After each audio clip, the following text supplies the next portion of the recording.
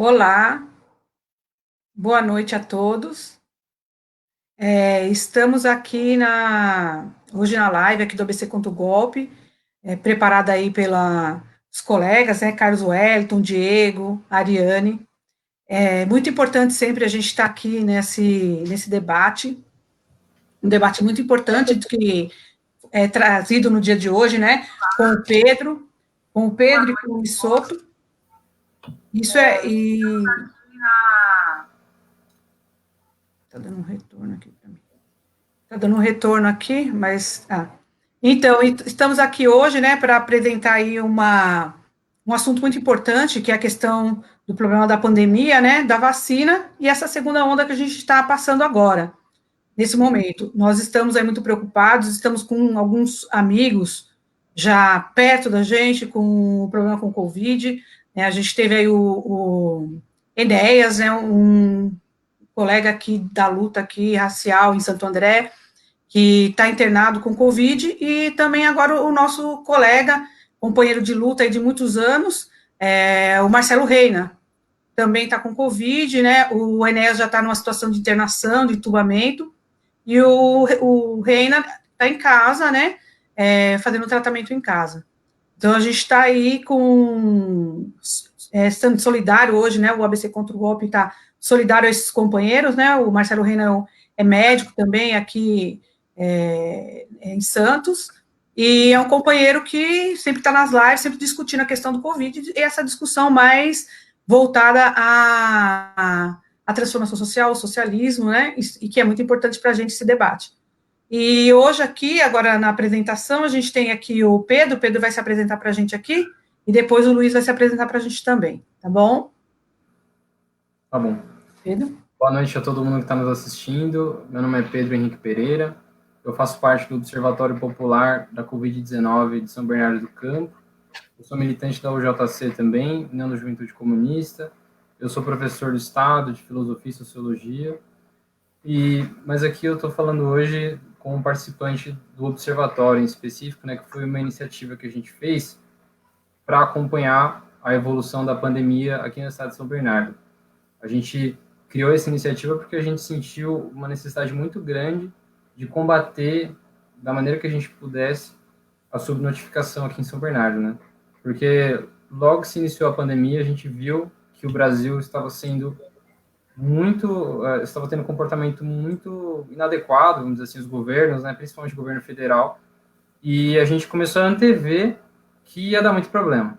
E a gente pensou que eu e mais alguns camaradas que fazem parte aí do observatório, a gente teve ideias paralelas de fazer uma iniciativa desse tipo, né? E aí a gente acabou se encontrando e começamos a bolar esse coletivo, né? Que a gente pode chamar de um coletivo, talvez, para ir acompanhando a pandemia na cidade. Então a gente tentou aí melhorar a qualidade da informação que a gente tem sobre a real situação na cidade. A gente tentou também estar contestando ao máximo todas as vezes que a prefeitura de São Bernardo fale distorções, né, faça práticas erradas em relação à saúde pública, denunciando casos. A gente tem feito um trabalho de comunicar para a população as coisas de uma maneira mais simples também, que entenda a gravidade. A gente tem feito um trabalho bem multifacetado, assim, focado aqui na cidade de São Bernardo. Então, a gente acumulou uma experiência aí, né, e a gente vai estar com o observatório ativo enquanto a pandemia durar.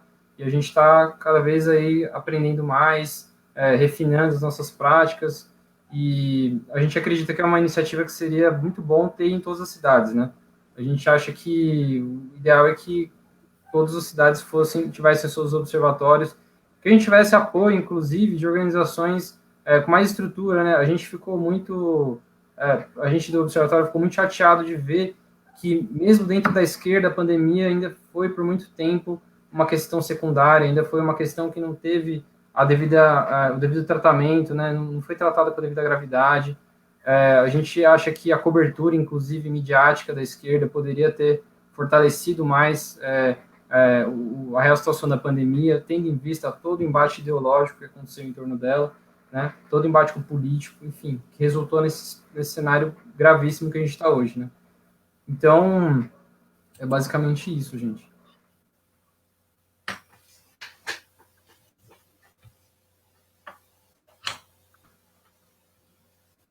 Então, é muito bom agora, né, a apresentação do Pedro. Eu acho que a gente conhecer mais sobre o observatório vai ser muito importante para a gente. Eu não conhecia, estou bem curiosa, e o Pedro vai dar mais detalhes para a gente depois, né, Pedro?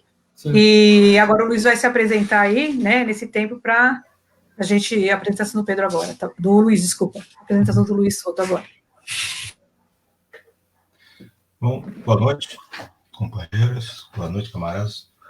Meu nome é Luiz Souto, eu sou médico, sou aqui do Rio de Janeiro, Rio de Janeiro capital, sou formado em medicina desde 89 pela FRJ e, por especialidade, eu sou cardiologista.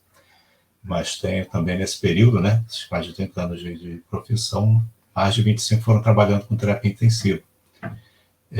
Então, da parte, digamos assim, técnica, né, o que está acontecendo no país hoje, da pandemia, desses casos de gravidade, tenho um conhecimento até por ter trabalhado na linha de frente com os pacientes graves e do que está acontecendo aqui agora. E também por ter vivido lá na década de 80, no período da graduação e da formação, o que foi a pandemia da AIDS, né? A pandemia do HIV, que surgiu na década de 80. E aí até eu comentei de algum colega que é impressionante, né? Na minha vida eu estou passando por 2 pandemias. E aí é importante também colocar assim, que meu trabalho na parte política, na parte de militância, eu estou com os companheiros do Centro Político Marxista para um Novo Começo.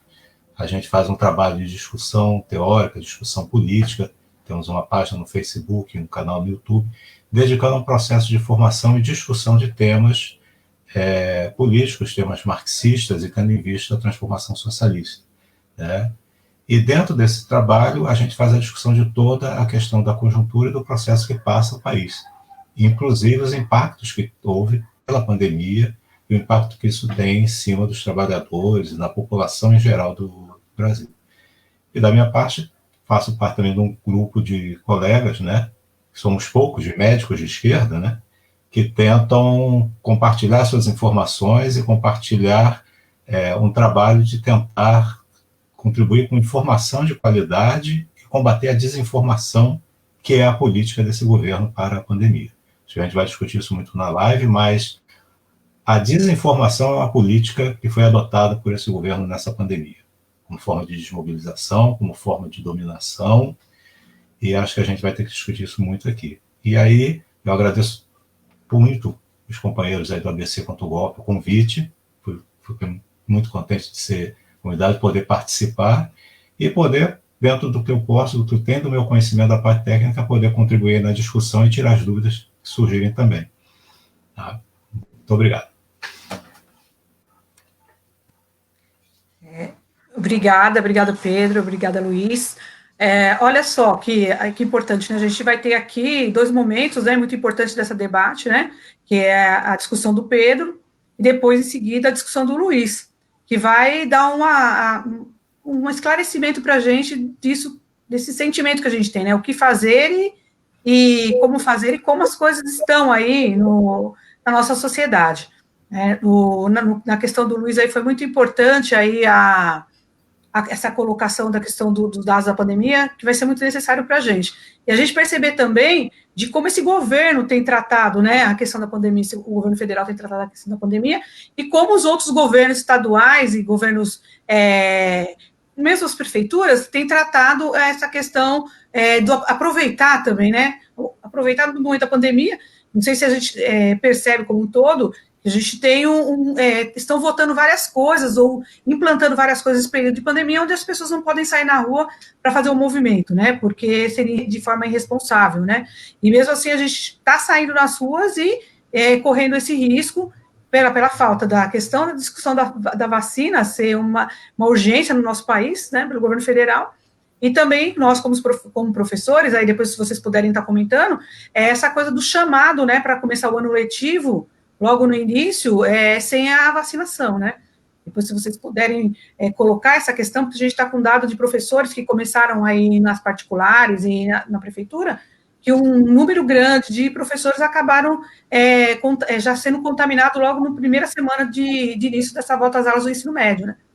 Então, depois, se vocês tiverem um dado que puderem estar falando, é importante também para a nossa categoria aí, que ela é uma categoria importante que assiste o ABC contra o golpe, tá bom? Então, começando aí pelo Pedro. Pedro, aí você tem 20 minutos aí para desenvolver o seu pensamento. Tá bom. Gente, eu vou tentar fazer um panorama mais amplo, né, situando um pouco a questão da pandemia no Brasil e no mundo, né, brevemente, de maneira assim, bem pontual, para depois chegar na nossa situação atual e comentar alguns temas mais quentes, né. Eu sinto necessidade de fazer essa breve introdução, reconstruindo um pouco, porque eu acho que a gente viveu uma disputa, e ainda está vivendo uma disputa política de enormes dimensões, né?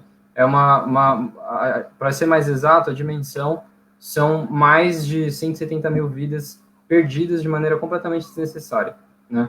A gente tem, enfim, inúmeros casos que a gente não sabe o número real, que, enfim, causou sofrimento a inúmeras pessoas no nosso país, e ao mesmo tempo a gente está numa situação em que a gente não tem uma eficácia maior em resolver esse problema. Pelo contrário, né?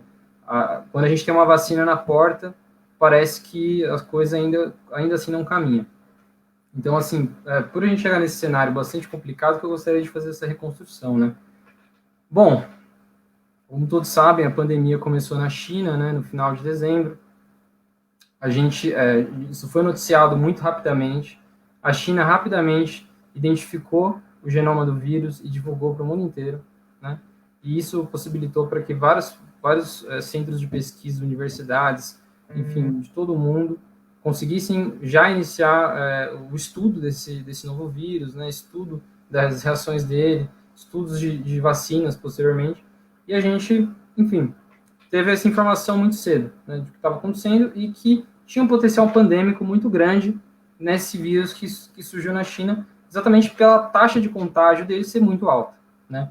É um vírus que, apesar de ter uma taxa de mortalidade baixa, ele tem uma taxa de contágio extremamente alta, e esse é o grande perigo dele, né, para a maioria das pessoas, vamos dizer assim. Se a gente não é grupo de risco, o grande problema pode ser sintomas graves, hiperlotação dos hospitais, né, que é o que a gente está vendo agora, por exemplo, no Rio de Janeiro, que a gente já viu, enfim, várias outras vezes aí ao longo da pandemia aqui no Brasil, de maneira dispersa.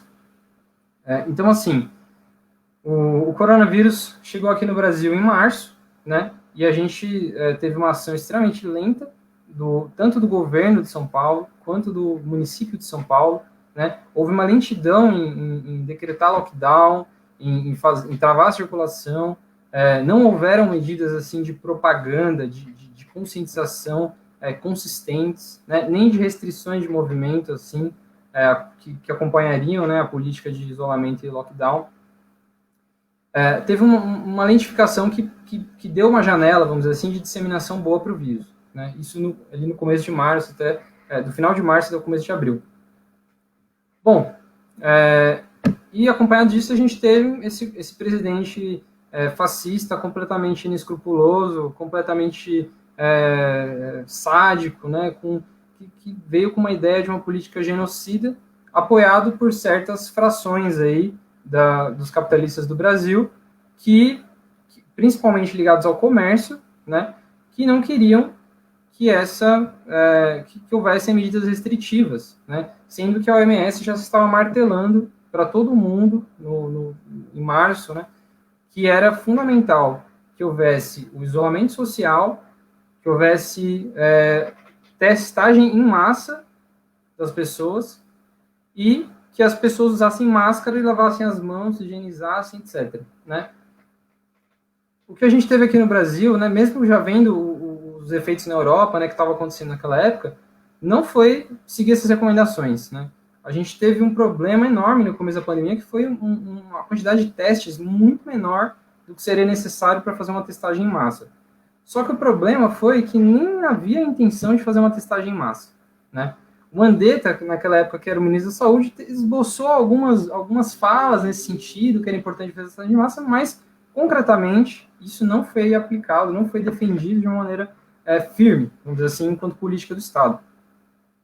Bom, a gente teve uma disputa enorme entre Bolsonaro e os militares que o apoiam, numa postura negacionista, né, junto com os bolsonaristas que na época fizeram carreatas, né, para que não tivesse isolamento, enfim, toda aquela coisa completamente desumana, né, que felizmente parou depois de um tempo. Mas, enfim, teve toda essa movimentação absurda em relação ao Bolsonaro e os bolsonaristas de negar a pandemia, né? Inclusive de bolsonaristas invadindo o hospital, né? Fazendo ações assim de um extremo desrespeito tanto aos profissionais quanto aos pacientes, enfim, quanto aos funcionários no geral. Então, assim, foi ações assim que a gente fica bastante impressionado e que a gente tem que levar em conta que esse campo está aí, né, que está atuando e a gente precisa ter um combate firme a isso. Então, assim, trazendo esses elementos, tinha o Bolsonaro com essa postura negacionista em seu polo e tinha vários governadores e prefeitos de todo o Brasil que, naquele momento inicial da pandemia, eles estavam favoráveis a seguir as recomendações da OMS, a fazer com que o vírus não se disseminasse pelo país e estavam batendo de frente com o presidente, né, e com um grupo de militares que o apoiam. Então, o Congresso Nacional, a mesma coisa, né? Teve aquele embate político em que o Bolsonaro ficava fazendo pronunciamento na TV, falando que era só uma gripezinha, falando que não era nada, minimizando ao máximo. Aí depois veio a questão da cloroquina, falando que a cloroquina vai salvar, enfim, toda aquela parafernália que a gente conhece. Então, assim, se travou uma disputa ideológica e uma disputa política em torno do vírus. A disputa, para ser bem sintético, para resumir bem, ela se resumiu em uma questão ideológica e uma questão política. A questão ideológica esse vírus, ele é importante, ele é perigoso, ele é uma ameaça à saúde pública, enfim, a nossa vida, a vida das pessoas, etc., ao funcionamento normal do país ou não, né? Então, óbvio que o Bolsonaro e seu campo tomaram a posição de que não, né, de que não é importante, de que não é nada, de que isso aí não é, enfim, nem precisa fazer isolamento, não precisa se preocupar com isso, só uma gripezinha, blá, blá, blá, e um bloco que foi contra isso, né, foi radicalmente contra e afirmou o perigo dessa doença, né, a capacidade de estragar, enfim, de matar milhares de pessoas aí, de dar sequelas e consequências muito ruins para a vida de inúmeras famílias, né.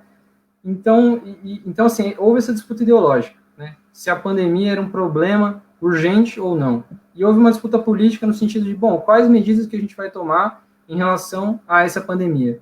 A gente vai seguir as recomendações da OMS ou a gente vai fazer umas coisas completamente aleatórias e completamente ideológicas, sem uma eficácia comprovada em relação à pandemia? Então, a gente sabe, né, obviamente, o Bolsonaro fez isso, ficou com esse negócio de cloroquina, e apostou numa política que a gente pode qualificar como genocida, né? Porque a gente sabe que os mais atingidos pelo coronavírus passaram a ser as pessoas pobres, periféricas, conforme a pandemia foi evoluindo, ainda que no começo ela se disseminasse mais entre pessoas de classe média e tal, principalmente aqui no Sudeste. Mas esse panorama rapidamente foi alterado, e o Bolsonaro, antes mesmo desse panorama se alterar, já tinha feito uma opção por uma política genocida, né, em que o povo brasileiro seria sacrificado em nome de nada, né, foi sacrificado em nome do puro sadismo do presidente. Então, uma escolha política que não tinha qualquer tipo de indício de que ia beneficiar o país economicamente, como era alegado, né, ideologicamente. Ah, não, porque se parar tudo, vai dar problema para a economia, blá, blá, blá, blá. Tudo ideologia, todas ideias que se mostraram radicalmente mentirosas, né? A gente vê hoje que depois de uma reabertura do comércio, né, enfim, depois de um isolamento meio fraco, que nunca atingiu os patamares ideais para que o vírus chegasse a uma contenção, uma redução do número de casos, a gente vê a economia tendo uma queda enorme, né, de mais de 9% do PIB, fazendo regredir o tamanho do PIB ao que ele era em 2009, se eu não me engano. Então, assim, a gente vê a completa... e a gente vê, por outro lado, a retomada de países que tiveram, né, uma queda menor do PIB, na verdade, né, de países que tiveram as medidas corretas e que fizeram isolamento, fizeram lockdown, deixaram cair os casos e depois reabriram. Mas, enfim, você teve esse embate duplo, um debate ideológico e um debate político. E dentro desse debate, desse embate ideológico e político, a gente também teve a questão da informação. Né? A informação foi uma questão central. E o camarada Souto trouxe aqui que a questão da desinformação é uma coisa fundamental nesse contexto de pandemia desde o início. Né? Eu concordo totalmente com ele. Eu acho que isso foi um elemento que a gente do Observatório destacou muito cedo, e a gente fundou o Observatório observando exatamente a centralidade que a informação ia ter nessa época de pandemia. A gente viu que a gente ia precisar combater todo o trabalho ideológico no nível da informação que era feito pelo governo Bolsonaro e pelos negacionistas, né? Aqui no nosso âmbito municipal, né? Em que Orlando Morando, apesar de não ser do partido de Bolsonaro, teve posturas negacionistas, teve um trato absolutamente ineficaz e irresponsável com a pandemia, né? Então, a gente, de alguma forma, esteve combatendo um prefeito negacionista, né? Um prefeito relaxado em relação à Covid. Mas, enfim, dentro dessa questão da informação, entrou a questão da subnotificação, né? A subnotificação que foi uma das palavras que entrou aí no vocabulário de todo mundo com essa pandemia, né? Que foi exatamente o número de casos e de mortes em relação à Covid notificado oficialmente muito abaixo dos números reais, né? Isso foi uma coisa que já iniciou desde março, né? Desde o comecinho, com a pandemia chegando aqui no Brasil, mas se manteve até hoje. Até hoje a gente tem uma subnotificação absurda, completamente desrespeitosa, completamente que obstrui as capacidades, inclusive, de ter um combate eficaz do coronavírus daqui por diante, né? Porque a gente continua sem teste suficiente, continua sem fazer testagem suficiente, e eu acredito que muitos que estejam assistindo aqui essa live viram notícias recentes sobre o Ministério da Saúde descartando milhões de testes, né? Se não me engano, 8 milhões de testes que estavam para vencer e não foram utilizados, né? Isso demonstra, né, agora em dezembro, uma política genocida que foi praticada há vários meses já, né? De que mesmo você tendo os testes, né, você teve que manter a subnotificação, porque a subnotificação é uma forma de você minimizar o problema, é uma forma de você esconder a realidade e fazer com que as pessoas aceitem certas posições, né?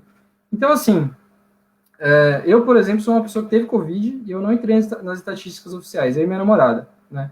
A gente teve, faz mais ou menos 2 semanas, a gente ficou, enfim, a gente está em isolamento desde que começou, nós dois somos professores, né? A gente trabalha em ensino remoto, e a gente teve, só que a gente foi testado, né, no exame do cotonete, do PCR, no período errado. A gente tinha que ter sido testado 3 dias após o primeiro sintoma. Só que a gente foi testado 2 dias antes. Então, acabou que a gente teve o resultado negativo.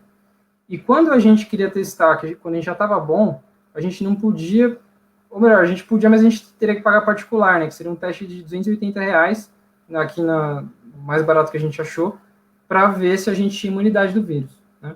Então, acabou que a gente optou por não fazer, né? A gente não tinha cobertura e tal. Então, a gente não tem a comprovação, o documento que fala que a gente teve Covid, mas a gente teve vários sintomas, teve febre, etc. Enfim, é porque a gente pegou através da minha avó, né, que ela caiu, foi para o hospital e acabou contraindo lá. Infelizmente, ela foi uma das vítimas também de Covid, que morreu recentemente. E a gente acabou pegando através dela, um contato que a gente tem, porque ela morava com a gente.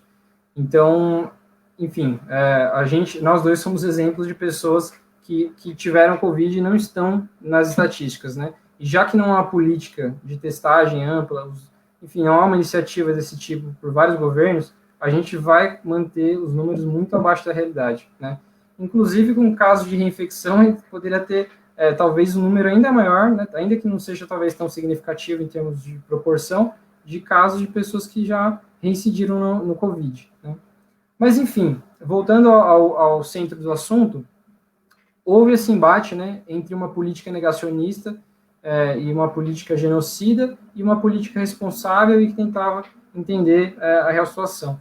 E dentro desse embate, o governo Bolsonaro acabou travando muito dinheiro que seria destinado, vários bilhões de reais que seriam destinados ao combate à pandemia nos estados e municípios, né? E se o embate ideológico, político já estava bastante intenso e atravancado, esse tipo de política que restringiu as verbas, que vetou as verbas aos municípios, né, uma política que tinha sido aprovada pelo Congresso Nacional, acabou favorecendo uma virada na posição dos governos e municípios em relação à pandemia, que começaram a ser negacionistas à sua moda, não a moda do Bolsonaro, mas a moda de um Dória, de um Bruno Covas, que é o seguinte: finge que está combatendo a pandemia, finge que está seguindo a ciência, etc., e a gente sabe que na prática não está seguindo nada, que está sendo completamente responsável por vida das pessoas e que tem feito um péssimo trabalho, que não tem contido os vírus, que tem só deixado o vírus rolar solto, né?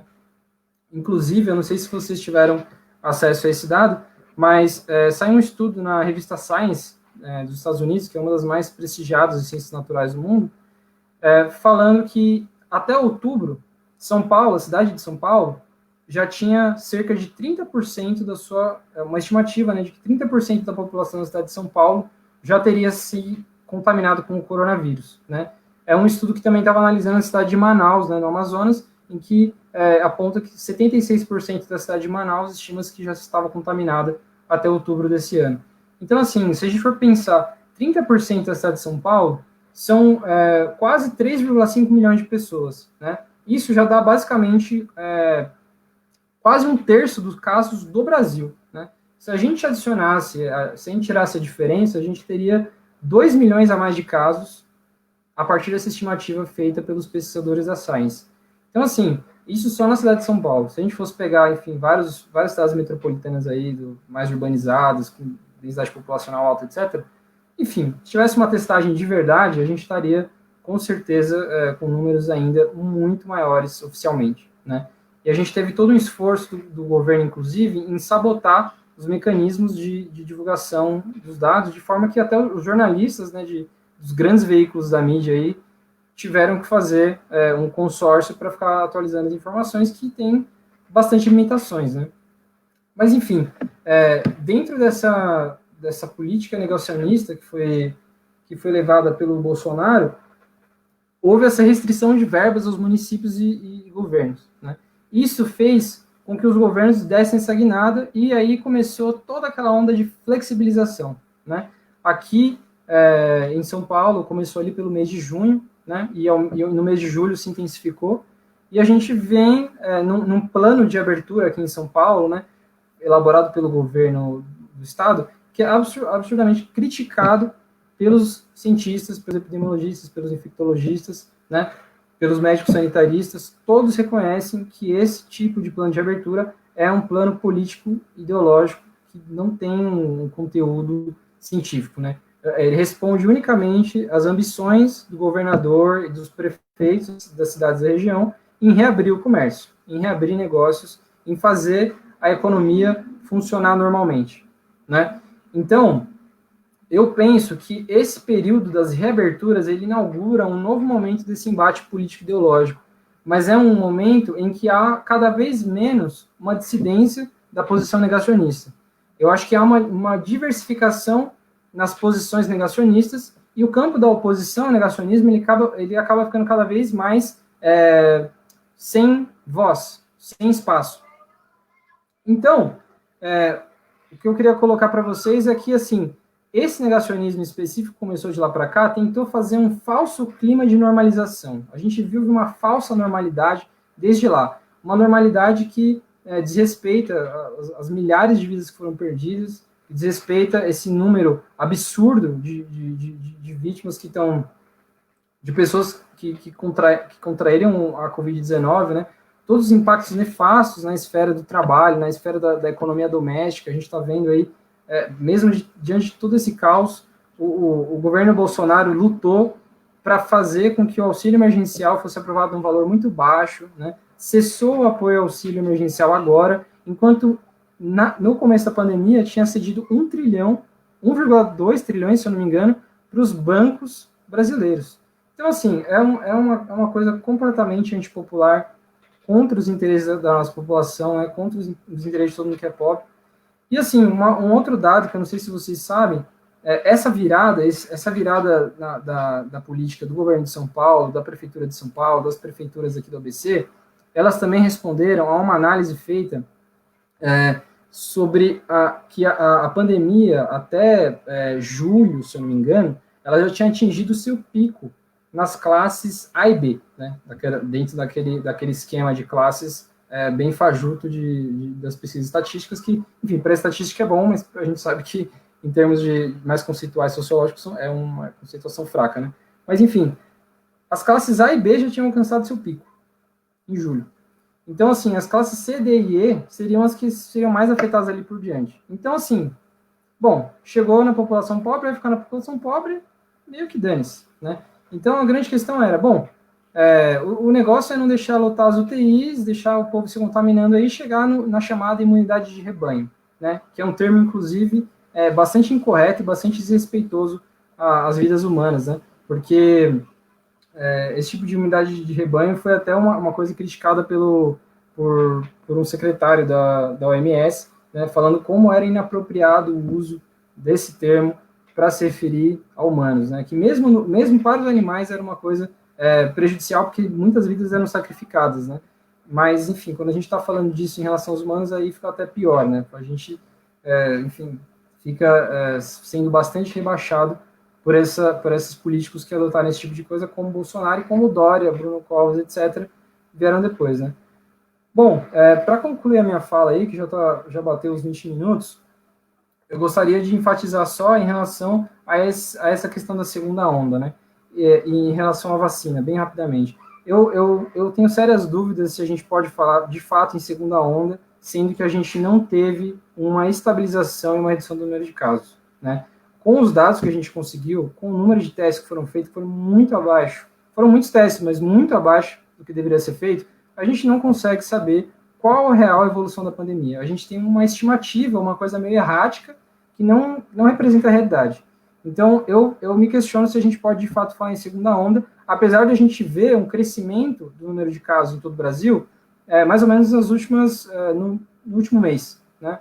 Que, curiosamente, acompanhou o fim das eleições. Né? Então, nas eleições, de repente, tudo normal, né? Ou melhor, continua normal, né? Como é a ideologia dos últimos meses, e aí depois começa a vir um resultado nefasto, começa a vir uma ocupação muito alta dos leitos UTI, das enfermarias, um aumento repentino, entre aspas, né, do número de casos. Então, assim, a gente tem um crescimento aí, um novo crescimento, mas que eu não sei se a gente pode qualificar de segunda onda, né? Porque a gente não estagnou e abaixou o número de casos, né? Que foi o que aconteceu nos países que entraram em segunda, terceira e etc. ondas, né? Como na Europa, no Japão, enfim, na China.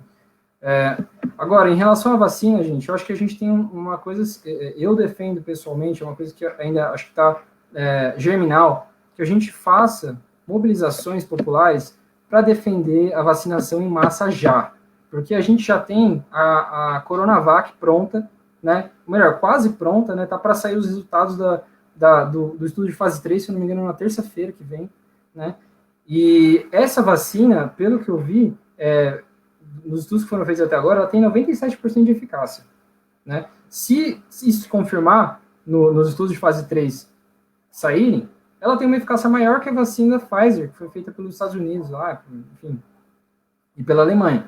Então, e é uma vacina que ela tem um custo quase 10 vezes menor, né? A dose de Coronavac aqui no Brasil, gente, pra vocês terem ideia, ela é R$32. E a dose da vacina da Pfizer é de R$200 a R$250 a unidade. E a vacina da Pfizer ela precisa ser conservada numa temperatura tão baixa que ela basicamente inviabiliza a circulação dessa vacina aqui no Brasil. Ela dificulta muito, porque você precisa ter uma conserva na temperatura muito complexa para o transporte e para o armazenamento nos hospitais. Então, assim, eu acho que a gente tem aqui a Fiocruz, o Instituto Butantan, que tem uma capacidade produtiva de vacinas muito grande, né, e que está com essa parceria aí com o Sinovac, felizmente, né. Essa foi uma política fundamental, né, foi uma política que o governo do Estado de São Paulo fez o básico, né, fez o básico de que qualquer governo minimamente responsável deveria ter feito. Então, assim, a gente tem uma oportunidade de ouro nas mãos, que é uma vacinação em massa da Coronavac, inclusive privilegiando também os profissionais de educação, né? Porque a gente tem visto também que um dos temas cadentes dessa pandemia é uma tentativa de fazer com que essas crianças e os professores, os profissionais de educação, voltem para as salas de aula sem qualquer tipo de segurança, com uma pressão enorme dos lobbies educacionais, né? Do ensino privado, tanto do ensino básico, né? Tanto do ensino superior. Então, assim, eu acredito que a gente tem que ter uma campanha pesada agora, né? Já que a gente está com essa vacina saindo, e tudo indica que é uma vacina extremamente eficaz, com a capacidade de produção fácil, né? De massificação, eu acho que a gente tem que pegar pesado nisso. Eu acho que a gente tem que focar, enquanto esquerda, enquanto um campo que está querendo fazer uma disputa política, a gente precisa colocar a vacina e ir para as ruas defender isso. Apesar de que, né, há um problema muito grande dessa questão da gente estar indo às ruas, mas quem puder ir, né, quem não for grupo de risco, eu acho que é fundamental, né? A gente sabe que a pandemia, o isolamento social já foi erradicado na sua eficácia há meses, né? Eu acho que se a gente ficar em casa num contexto desse, em que a gente tem essa oportunidade de curar as pessoas, né, de ter uma restrição da pandemia de fato, seria um erro político, né? Mas, enfim, isso é a minha participação aí, pessoal. Depois a gente conversa mais. Obrigado.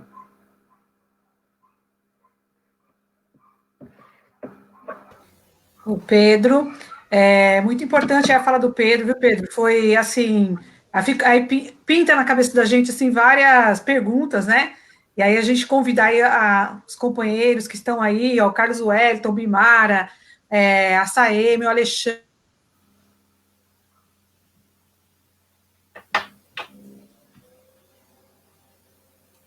Tá mudo?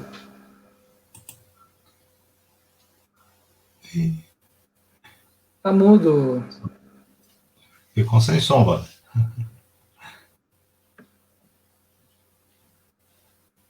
Vanderlei, você tá mudo. Ah, tá mudo. Agora que eu tô falando aqui, tô muda, né?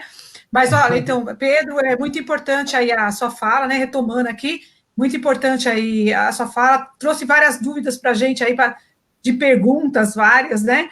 A partir do que você expôs. Aqui, para colocar para vocês aqui, que a gente tem vários companheiros que estão aqui, participando aqui no chat, né? O Carlos Wellington, o Bimara, Alexandre, a Renata, a Saeme, Bruno, Carlos Wellington, Andréia, várias pessoas aqui acompanhando, a gente está pedindo para que façam perguntas aí para vocês, em relação à questão dá uma preocupação muito grande nessa questão da compra da vacina, né? Essa política do governo federal de colocar que a vacina é uma coisa ruim, que é perigoso, coloca o quê? A possibilidade da burguesia, né, da classe rica do país, sair do país para tomar vacina, ou trazer a vacina nos hospitais particulares para que eles sejam vacinados, e convencer a população mais pobre de que a vacina não é uma coisa necessária, que é perigoso, e trazer o quê? Essa coisa midiática, né, de que é ruim, e para que a população não queira ser vacinada, e assim ele fazer esse atraso na vacinação da população. Isso é uma coisa muito preocupante, né? E você colocando a questão do preço, do valor entre a vacina na China e a vacina dos Estados Unidos, a gente vê a diferença muito grande, né? Da questão da exploração mesmo do que querem fazer em relação à vacina. E nesse sentido, né? Tomar a vacina, a gente tem que estar convencendo a população de tomar vacina, e acho que o movimento social, os movimentos de esquerda, o papel nosso agora é cumprir essa determinação, né, de convencer a população da necessidade de cobrar a vacina, porque se não cobrar, nós vamos perder aí o bonde da história, né? Quem vai continuar morrendo é a população pobre e periférica. Passando agora aqui para o Luiz, né, Luiz? Na continuidade dos trabalhos, o Luiz agora vai falar uma fala muito importante para a gente sobre a questão da vacina aí no Rio de Janeiro, no país, e como que está essa situação da pandemia, né, no geral. Correto. Então, contar aqui dos meus 20 minutos, tá bom o som? Então, o Pedro fez uma colocação ótima, acho que deu uma cobertura boa do que foi tudo de que a gente não teve nesse controle da pandemia desde que começou. Isso se torna ainda pior se a gente olhar o que poderia ter sido, né? Porque você não tem resposta a uma pandemia se a resposta não for coletiva, não for de saúde pública, porque você está afetando milhares de pessoas ao mesmo tempo. Então, a resposta a uma epidemia tem que ser coletiva, não existe resposta individual, não é cada indivíduo, cada um por si. É uma resposta social. E o Brasil, teoricamente, era um dos países mais bem preparados do mundo para isso, em princípio. Porque nós somos um país de tamanho continental, que tem um sistema único de saúde, que cobre o Brasil de norte a sul, de leste a oeste, e nós somos um dos países com as campanhas e as políticas mais exitosas de vacinação. O Brasil foi exemplo do mundo de forma como se conduz uma campanha de vacinação e se controla doenças transmissíveis. O Brasil tem uma tradição de saúde pública, de epidemiologia, que é uma das maiores do mundo. A gente tem a Escola de Saúde Pública da USP, a gente tem a Escola Nacional de Saúde Pública da Fiocruz, a gente tem na Amazonas, a Universidade Federal do Amazonas, no trabalho das doenças endêmicas, quer dizer, a gente tem um cabedal e a gente tem um acúmulo de conhecimento e de expertise nesse ponto. E nós somos simplesmente um dos países que tiveram a pior resposta a essa pandemia. Esses milhões de casos de Covid-19, os quase 180 mil mortos que a gente tem, eles não são por acaso. Isso foi uma política deliberada de negligência. É bom deixar isso claro. É bom divulgar isso. Nós não precisávamos estar onde nós estamos. Isso começa porque nós conseguimos juntar, talvez, o maior inferno astral. A gente tem a primeira grande pandemia viral em mais de 100 anos, a anterior foi em 1918, com a gripe espanhola, juntamente com um governo de extrema-direita profundamente ideologizado no sentido anti-ciência. Porque a base deste governo, a base ideológica em que ele se sustenta, é ser a anti-ciência. Lembrar todos os ataques à educação pública, à educação de nível superior, à produção científica. Isso não é à toa. Isso é para jogar o país no caminho de se tornar realmente, novamente, um país que vai exportar commodities, um país agroexportador, e não um país que tem conhecimento e domínio tecnológico. Então, isso passa também pelo sucateamento das instituições públicas, o sucateamento da universidade pública, que é onde é produzido conhecimento. Universidade particular não produz conhecimento, universidade particular vende aula, é muito diferente. Quem produz conhecimento científico são as universidades públicas. Tanto é assim que você vai ver que são as universidades a quem as empresas se juntam para poder, mundo afora, produzir conhecimento. Então, o que nós temos aqui é um governo dedicado a destruir a educação, a saúde e a saúde pública, no sentido de mercantilizá-la, e que a gente tem uma pandemia que exige exatamente o contrário que é a política dele. E a resposta dele é isso que o Pedro mostrou. É a resposta simplesmente de negar a realidade, ideologizar, no sentido de dizer que nada está acontecendo, e não fazer nada do que tem que fazer, porque tudo o que é preciso fazer vai contra a política que embasa esse grupo que está no poder. A verdade é essa. Infelizmente, é essa a situação que a gente tem. Porque o que é que poderia ser feito? Quando os primeiros casos acontecem no Brasil, logo após o Carnaval, eles são casos que vêm importados da Europa, não vêm nem da China. Eles vêm da Europa, entram de quem vem do Carnaval, vindo lá de férias da Europa, e trazem os casos para o Brasil.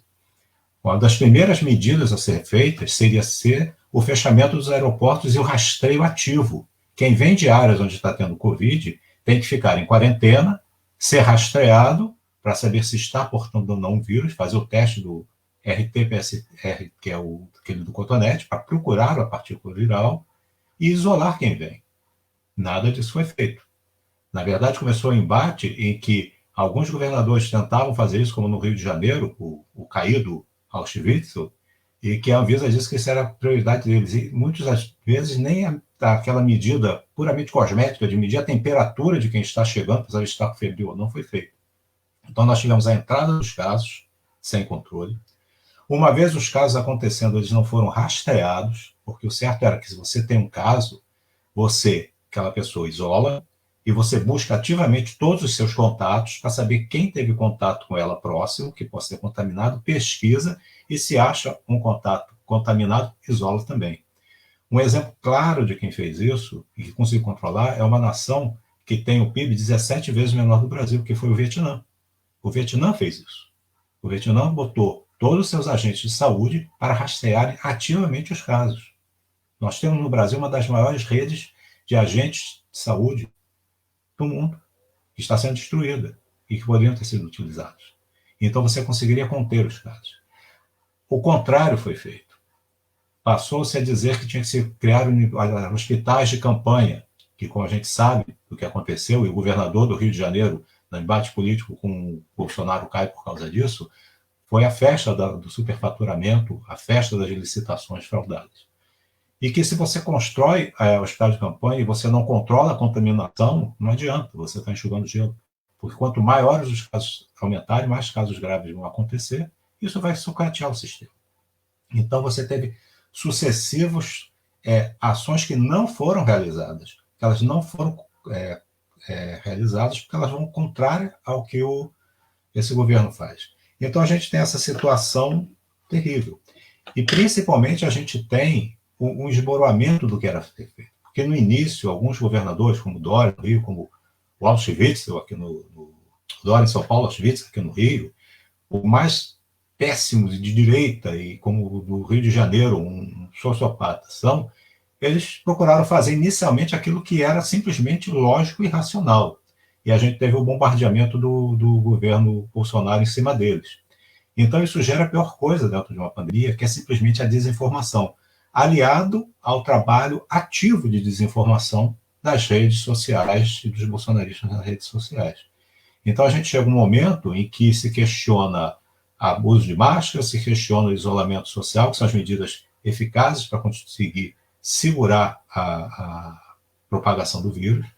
Não se fez nada no sentido de garantir que o isolamento pudesse acontecer, ou seja, que as pessoas que precisassem se afastar pudessem se afastar para poder não contaminar. Então, o trabalho que foi o auxílio emergencial, que inicialmente era pedido que fosse de R$ 1.200, foi jogado para 600, depois 300, agora em 31 de dezembro termina justamente quando nós estamos tendo novamente uma elevação grande de casos.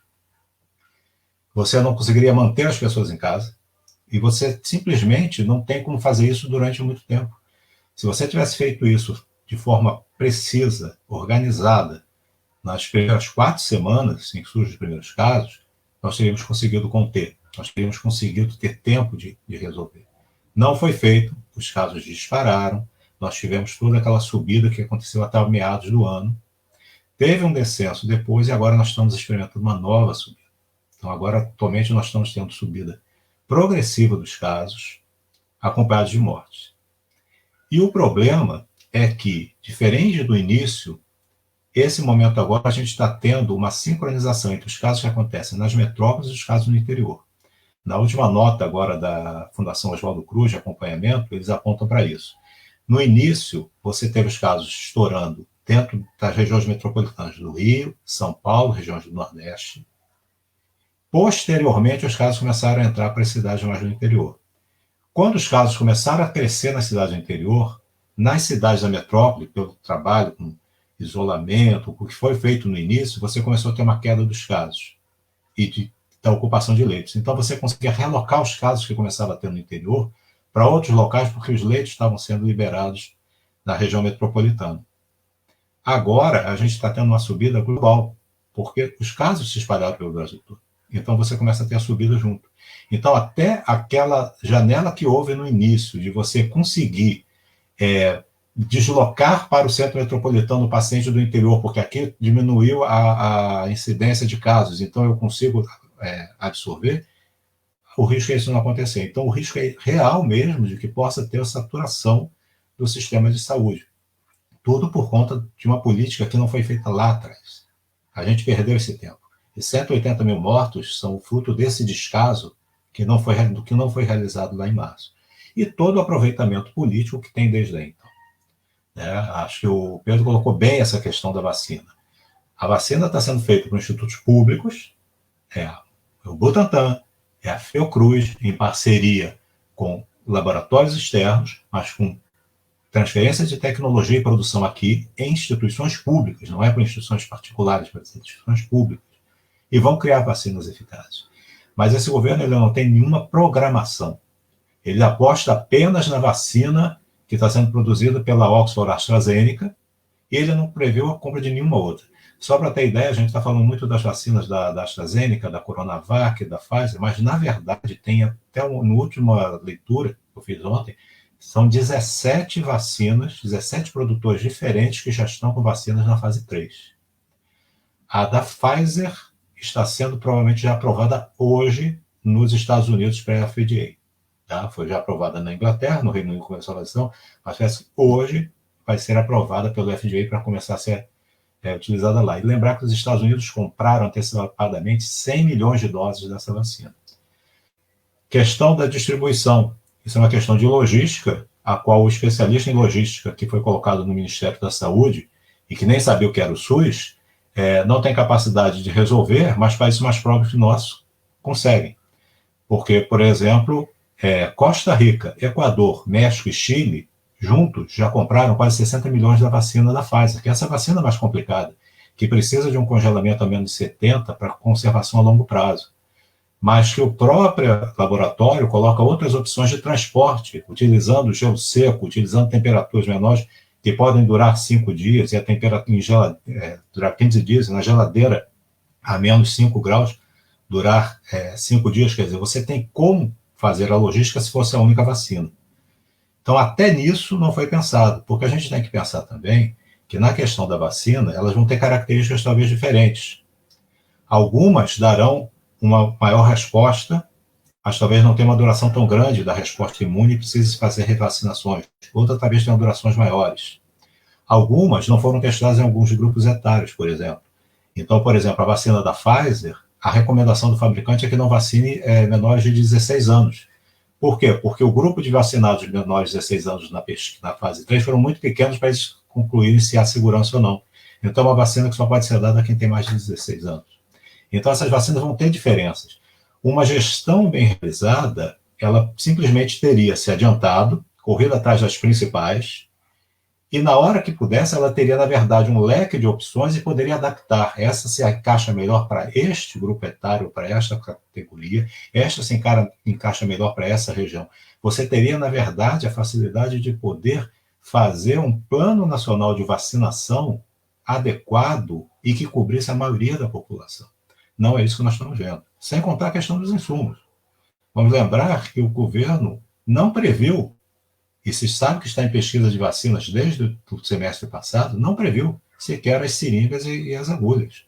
A Associação Brasileira de Produtores de Insumos, que congrega as principais fabricantes brasileiras de seringas e de agulhas, disse que teve uma reunião em julho com o governo e de lá para cá não teve mais nada. Ou seja, nós estamos em dezembro. Só que, com a subida dos casos, eles estão com a sua produção assoberbada, e quem está correndo na frente são os governadores, que estão querendo fazer encomendas para comprar para os seus estados. Então, a gente tem um caso muito grave, que é o fato de que você começa a ter uma descoordenação. Uma pandemia que pega todas as regiões do Brasil, vão começar a ter procedimentos de vacina, procedimentos de combate, de imunização descoordenados entre si.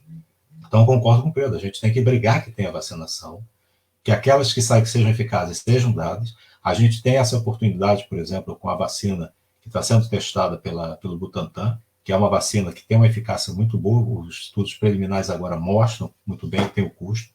A gente tem outras vacinas, a gente tem que dizer, tem que ter vacina eficaz, com aprovação rápida, e isso é possível, até porque a Anvisa não faz os testes, a Anvisa lê aquilo que a pesquisa e a empresa entrega dos seus testes realizados, que são abertos. Todos os pesquisadores podem acessar os dados para saber como foi produzido. Então, é questão de aprovação rápida, mostrando que os dados de qualidade existem. A gente tem que cobrar isso. Tá? E cobrar uma ação coordenada. Tem que cobrar que a população brasileira seja vacinada. Porque, eu repito, a gente não tem condição de combater uma pandemia com ações descentralizadas. A gente não tem condição de combater e evitar que ela fique retornando sem uma ação evidente.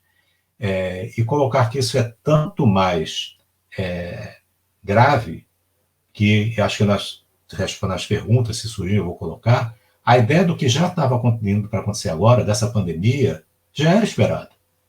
Já se sabia que uma pandemia iria acontecer, só não se sabia em que momento ela ia começar. Há 2 anos atrás, a Organização Mundial da Saúde listou as 10 doenças que mereciam um cuidado importante e a formação de metodologias para a criação de vacinas, porque todas elas tinham potencial gravidade que poderiam se espraiar. E dessas 10, a 10ª ela chamou de doença X. Seria uma doença altamente infecciosa, com uma mortalidade, mas que seria de um patógeno, de um agente que não era ainda conhecido. Em 2020, a gente descobriu que veio a ser a Covid-19 causada pelo SARS-CoV-2. Então, isso já era esperado e todo mundo já estava se preparando. E as pesquisas que levam as vacinas atuais, elas já vêm há 10 anos, pelo menos, e esses esforços já vêm. E no Brasil se sabe disso. Os pesquisadores brasileiros de infectologia, os virologistas brasileiros, os epidemiologistas brasileiros, sabem disso. Mas todo esse capital intelectual foi alijado por esse governo. E aí, nós estamos nessa nossa tragédia, porque é o que nós estamos vivendo. O Brasil está vivendo uma das maiores tragédias sanitárias que um país viveu nesse século. Então, é isso, e eu vou guardar e ver as conversas dos companheiros aqui, poder esclarecer os detalhes técnicos e tudo mais no que tiver no meu alcance. Obrigado. Obrigada, Luiz Souto. Muito importante também, vários esclarecimentos e várias perguntas também que geram, né? Esperando aqui os companheiros. Tem uma pergunta aqui, que eu vou fazer aqui para o Pedro, né? Pedro, a questão eu percebi assim, a importância desse observatório popular, né, do Covid, aí em São Bernardo, né, traz para a gente, ou para a população de São Bernardo, os dados e como está essa evolução, né, da pandemia. Como isso pode ser feito, né, e organizado em outras cidades, né, Santo André, São Bernardo, e em geral. Se você pudesse falar um pouquinho disso para a gente. Tá bom.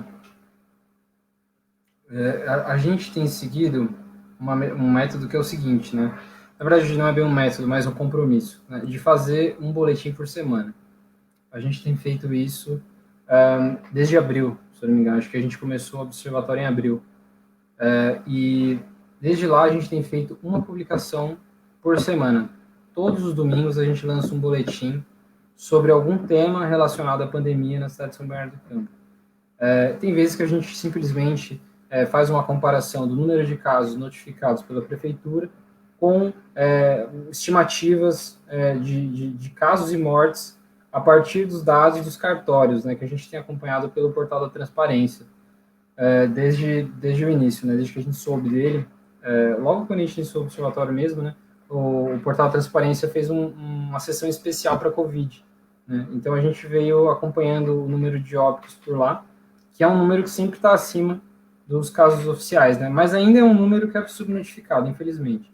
Mas mesmo assim já é alguma coisa um pouco mais precisa, né? Então a gente tentou fazer, por exemplo, estimativas do número de casos a partir do número de mortes, levando em consideração que o vírus tem uma mortalidade entre 0,5% e 1,5%, né? É uma estimativa bem precária, a gente reconhece, teria que ter uma série de outros critérios e ajustes, né? Mas como a gente não tem especialidade em estatística, a gente não tem não tem recursos técnicos, etc., a gente acabou fazendo uma coisa bem aproximada, que a gente sempre deixa claro, né? Que a gente está fazendo uma estimativa, que é uma estimativa que não é tão precisa, que é o que a gente consegue, a gente deixa claro os critérios que a gente usa, né? Mas, basicamente, a gente tem esse compromisso, né, de fazer um boletim por semana. A gente, muitas vezes, faz essa comparação com os dados da prefeitura, com os dados dos cartórios. A gente faz iniciativas discutindo temas em específico, né? Então, a gente já discutiu a reabertura mais de uma vez, a gente já discutiu a educação mais de uma vez. Enfim, sempre que algum tema se mostra relevante numa semana, a gente tenta trabalhar ele na próxima, né? Porque já que a gente faz semanalmente, se, por exemplo, hoje surgiu um assunto muito importante em relação à pandemia, a gente se reúne no domingo, né? Que a gente se reúne uma vez por semana no domingo, e faz um boletim sobre aquele tema para a próxima semana, né? Tem um pouco dessa... A gente não consegue fazer exatamente no ritmo de alguns acontecimentos, né? Mas a maioria dos casos são coisas que não são, assim, tão imediatas, né? Que você fazer uma publicação... Que o problema surge no momento, mas ele se estende por semanas até, né? Meses até. Então... mas se eu fosse indicar, assim, o que fazer, seria basicamente estabelecer um grupo, né, com diferentes capacidades individuais aí, né, de preferência com um grupo de pessoas da área da saúde, né. A gente infelizmente só tem duas pessoas da área da saúde no nosso grupo, né. Mas a gente tem tido uma colaboração externa, às vezes, de algumas pessoas da área da saúde que conheceram o observatório, que são próximas ao núcleo duro, né? Mas a ideia é que tenha uma capacitação diversa, né? Então, alguém que saiba de comunicação, né? Que consiga fazer imagens para divulgar. A gente fez muita versão de áudio também, né? A gente faz um boletim escrito por semana, mas a gente faz a versão em áudio também, né? Para que a população que não tem o hábito de leitura consiga ter o acesso à informação por uma outra via, né? A gente divulga esses áudios por WhatsApp e os boletins a gente divulga na página do Facebook, né? Que inclusive já divulgaram aqui o link, Observatório Popular Covid-19 SBC. Mas então eu indicaria isso, né? Ter essa equipe com pessoas de diferentes capacidades, né? Alguém que manja de comunicação, que sabe fazer uma arte, alguém que manja da parte técnica da pandemia, ou então que pelo menos estuda isso, né? Como eu tenho estudado, né? A gente tem... eu não sou da área, né? Mas eu tenho estudado ao máximo com o que sai nos jornais, principalmente, né? Então, tem muita informação boa por aí, né? Tem várias reportagens que são muito didáticas, né? Explicam coisas que a gente que não é da área acaba conseguindo aprender. Se possível, até consultar alguém que for da área, né? Caso não tenha caso não tenha alguém de medicina, de epidemiologia, enfim, infectologia, saúde pública, para consultar. Mas é isso, então. Compor uma equipe com diferentes capacidades, fazer uma regularidade que seja realista para as publicações, né? Discutir formatos de divulgação, fazer um plano de divulgação também, né, de temas privilegiados.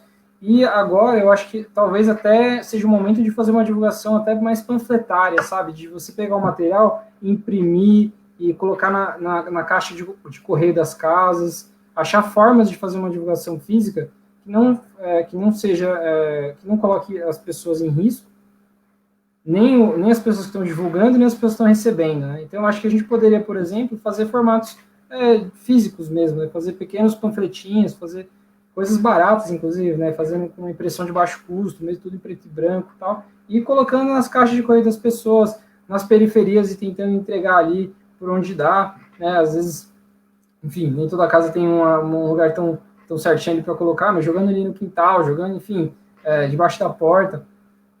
Eu acho que a questão é essa, né? Ter uma boa...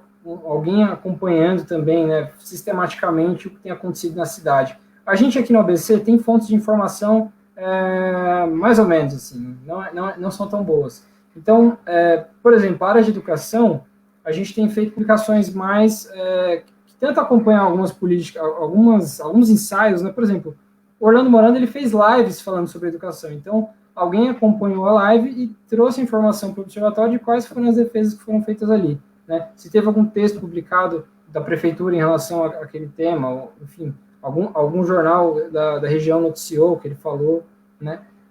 Ou então se tem gente, né, nos bastidores que tem informações privilegiadas, né? Profissionais nas escolas que receberam determinadas orientações da prefeitura e tal. Enfim, mas é isso, né? Um conjunto de capacidades aí no núcleo de pessoas que podem fazer um observatório, ter boas fontes de informação, ter um estudo sistemático do que está acontecendo na cidade sobre isso, pensar prazos e compromissos rígidos de divulgação e também está fazendo métodos de divulgação, né? Métodos para que a informação chegue mais de um público, etc.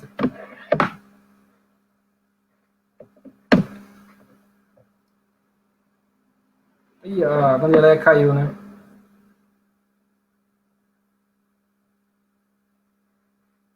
Você tá mudo, Luiz. Tá voltando. Eu pensei que ela estava no backstage. Aqui, Luiz, o negócio não deu uma caidinha. Não, mas, Luiz, tem aqui uma pergunta, não sei se já fizeram para você, tem uma pergunta aqui do Demétrios, né? Ele fala, eu não sei se você chegou a ler, ele tem uma prima, né? Que mora nos Estados Unidos, né? E ela está em dúvida em tomar a Pfizer, né? A vacina. O infectologista disse para ela que não é segura ainda essa vacina, né? E aí ela está nessa dúvida de tomar ou não a vacina. Ela é uma enfermeira, e aí queria de você se você pode estar tirando essa dúvida dela, né? Dando uma esclarecida. Perfeito. Inclusive, é uma dúvida que também é causada muito porque tem muita propaganda e desinformação ativa querendo colocar isso. O que acontece? Eu já recebi de pacientes meus mandando o vídeo de WhatsApp, infelizmente de colegas que são médicos, dizendo que a média de demorar para fazer uma vacina é de 10 anos, então essa vacina por ano ela não é uma farsa, não existe, não tem como ser feita. Então, o que acontece? Primeira coisa, nenhuma dessas vacinas que a gente está recebendo pelo coronavírus, ela começou nesse começo do ano. Primeiro, essa é a primeira pandemia por coronavírus, mas essa não é a primeira epidemia por coronavírus. A gente teve a primeira epidemia por coronavírus em 2002, que foi a SARS, que é causado que era então o SARS-CoV, agora é SARS-CoV-1, porque esse atual é o SARS-CoV-2. Então, em 2002, você teve a epidemia da SARS, que foi na China, que foi a primeira epidemia de uma infecção causada por coronavírus em humanos, porque o coronavírus é uma família de vírus que tem muita importância veterinária. Quem tem cão e gato, por exemplo, o seu cão e gato é vacinado para coronavírus, que causa uma infecção respiratória em cães e gatos. E causa infecção em animais, em porcos, mas e em 2002 teve o primeiro caso de um vírus que mutou e passou para ser humano e fez uma epidemia na China em 2002. Você teve em 2010 um outro caso que também por coronavírus, uma epidemia da MERS, que é a síndrome respiratória do Oriente Médio, que acontece na região ali do Oriente Médio, pega os países do Golfo ali. Essa epidemia teve casos localizados em 27 países, chegou a 800 mortos, mas pode ser contida. A MERS, os sintomas dela são parecidíssimos com os sintomas atuais da Covid, ela causa sintomas muito parecidos. O problema é que ela tem uma taxa de mortalidade de 30%. Ela é muito mais mortal. Então, você já tinha investigação do coronavírus e sabia que podia ter novas infecções. No caso da Pfizer, por exemplo, esse método que eles utilizam, que é o chamado método da vacina por RNA mensageiro, esse é um método inovador em formação de vacinas, como é o da AstraZeneca com a Oxford. Esse método, ele, na verdade, se baseia em estudos que já foram publicados desde a década de 90, o primeiro em 1990, de você usar um fragmento do material genético chamado RNA mensageiro para fazer que uma célula produza uma determinada proteína. Então, eu pego o RNA mensageiro que produz tal proteína num ser vivo, coloco na célula de outro ser vivo, e essa célula desse segundo ser vivo vai produzir aquela proteína. Começou com animais, com rato, e mostrou que funcionava. Na época, se tentava fazer isso pensando em formas de tratamento, para tratar várias doenças utilizando esse método. Visto que isso não funcionava adequadamente, porque o efeito da produção dessa proteína durava muito pouco, era degradada, mas induzia uma resposta imunológica. Então, a partir daí, começou a se pensar que poderia ser utilizada como uma plataforma para a produção de vacina.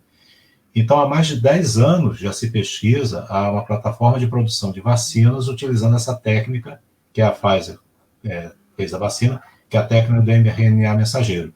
Antes dessa pandemia agora, do Covid, você já estava tendo feito testes para o uso do RNA mensageiro, fazer vacinas para Zika, vacina para dengue, vacina para raiva e vacina para HIV. Então, essa pesquisa já vem de antes. O que acontece? Quando você começa a infecção pelo coronavírus, quando você começa o Covid, o que é que você faz? Você tem um vírus que foi sequenciado, e é importante lembrar, a China divulgou Assim que conseguiu sequenciar o vírus, isolou que era o coronavírus, sequenciou o DNA e colocou público. Você só está conseguindo fazer as vacinas hoje porque o DNA foi divulgado lá em janeiro pelas autoridades chinesas, pelas autoridades científicas chinesas divulgaram. É bom lembrar isso. As vacinas só estão surgindo hoje porque a China liberou tudo lá atrás. Liberou para qualquer pesquisador do mundo replicar esse DNA. Então, o que acontece? A Pfizer simplesmente pegou aquela plataforma que ela já vinha desenvolvendo para outros vírus e virou para desenvolver em cima do coronavírus. Lembrar que antes você vinha no passo normal da pesquisa. Quem trabalha com pesquisa sabe que você tem que correr atrás de financiamento, conseguir botar alguém no seu laboratório para treinar, ter insumos, entrar com um bando de requerimentos, porque você está competindo com outras pesquisas que estão acontecendo ao mesmo tempo. Quando surge a pandemia, simplesmente teve um investimento maciço de financiamento. O pesquisador chegava, eu preciso de tantas geladeiras, eu preciso de tantos reagentes. No dia seguinte, aquilo estava sendo entregue.